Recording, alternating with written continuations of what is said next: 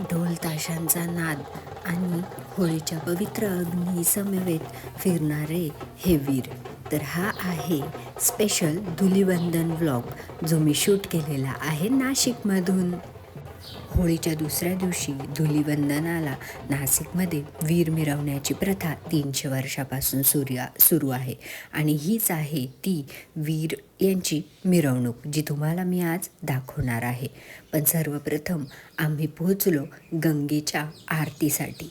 गोदावरी माईची आरती बघण्यासाठी मी बऱ्याच दिवसापासून प्रयत्न करत होते, पण आज या वीरांच्या निमित्ताने तो एक सफल प्रयत्न माझ्यासाठी झाला. संस्कृतीचा एवढा मोठा वारसा असलेल्या नाशिकमध्ये आपण जन्म घेतला आहे, यापेक्षा पावन ते काय असेल. तिथले दृश्य सर्व बघताना मन अगदी भावूक झाल्याप्रमाणे होत होतं. आणि यावर्षी कुंभमेळा असल्यामुळे विशेषच अशी तयारी नाशिकमध्ये सुरू होती. गोदावरी माईची ही आरती बघण्यासाठी भरपूर अशी गर्दी होती आणि वीरांची मिरवणूक बघण्यासाठीही सर्वजण उत्सुक होते.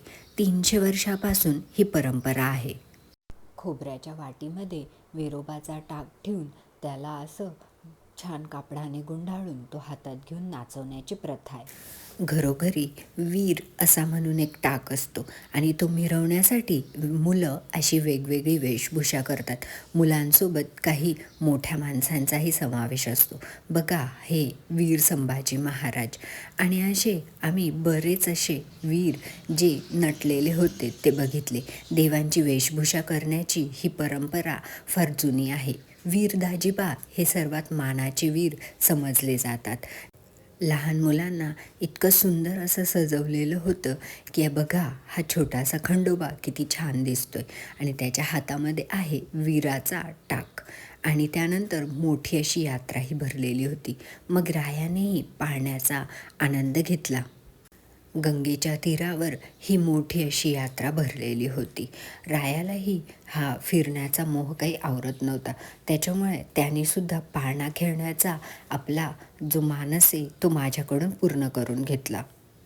बरीच मोठी यात्रा भरलेली होती. यात्रेमध्ये बरेच असे खेळण्या, त्यानंतर पाळणे भरपूर प्रमाणात होते आणि मग रायाला थोडी थोडी भीती वाटत होती. तो सारखं सांगत होता की हळू चालवा, हळू चालवा, पण पाळण्यात बसण्याची हौस काही पूर्ण होत नव्हती. विविध देवांची वेशभूषा करून मोठी माणसं तसेच लहान मुलंही आलेली होती आणि डीजेही लावलेले होते. मग मुलं बघा, मुलांनीसुद्धा त्यांचा जो नाचण्याचा जो मानस आहे तो पूर्ण केला.